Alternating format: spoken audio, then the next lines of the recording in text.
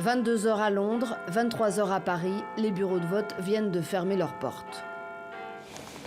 Dans ces urnes, le sort du Royaume-Uni est désormais scellé.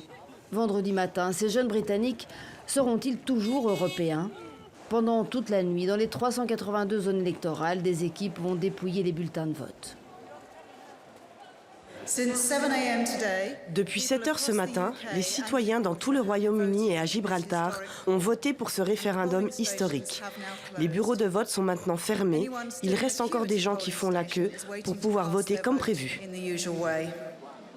Pendant toute la journée, les Britanniques ont affiché leur division, parfois au sein d'une même famille. Ce serait un désastre pour ce pays de sortir.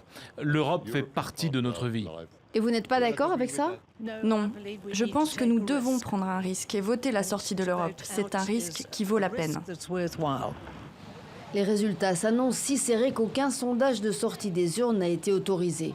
Seule une enquête d'opinion réalisée par YouGov auprès de 5000 personnes donne ce soir une tendance très approximative. Le vainqueur serait le camp du maintien dans l'Europe. Une courte victoire de 52% annoncée hier par certains instituts de sondage. Notre dernier sondage réalisé à la veille du référendum montre que le maintien dans l'Europe gagne avec une faible marge de 2%, soit 52%. Deuxième indice, ce référendum engrangerait un record historique de participation. D'après Sky News, 83% auraient voté. Si cela se confirme, ce serait du jamais vu lors d'un scrutin au Royaume-Uni. Les premiers à montrer l'exemple jeudi matin à Londres, le Premier ministre David Cameron et son épouse. C'est cette forte participation, notamment des jeunes, qui pourrait faire le contrepoids face au camp du Brexit, beaucoup plus mobilisé. Ce soir, Boris Johnson, ex-maire de Londres et leader des anti-européens, affiche pourtant un sourire confiant. Plus matinal, l'autre chef de file des anti-européens fait même part de son impatience. J'ai rêvé de ce vote pendant toute ma vie d'adulte. J'avais 11 ans quand le dernier référendum sur ce sujet a été organisé. Donc oui, je suis très content.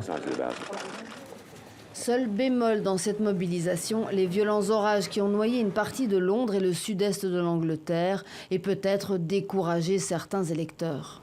Tous les milieux d'affaires de la City se sont mobilisés pour donner un signal fort de confiance à l'égard de Bruxelles. La bourse de Londres a clôturé en forte hausse et la livre sterling a fait un bond. Cette nuit, les citoyens britanniques retiennent leur souffle, les autres Européens aussi.